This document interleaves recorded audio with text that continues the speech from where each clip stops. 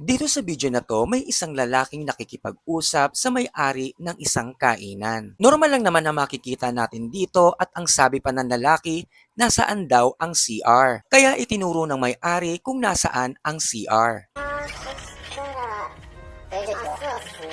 そしたら、なんか段取り変えて、じゃあ8日から Nang papunta na siya sa CR, meron palang isang babaeng nakaupo sa likod at siya ay sinundan na para bang wala siya sa sarili at basta na lang siya sinundan.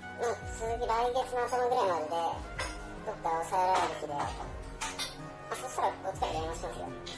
で、Nang makarating na nga sa CR ang babae, merong isang ingay na kakaiba na narinig ng may-ari. Kaya pinuntahan niya ito kung ano ang nangyayari. あ、今日の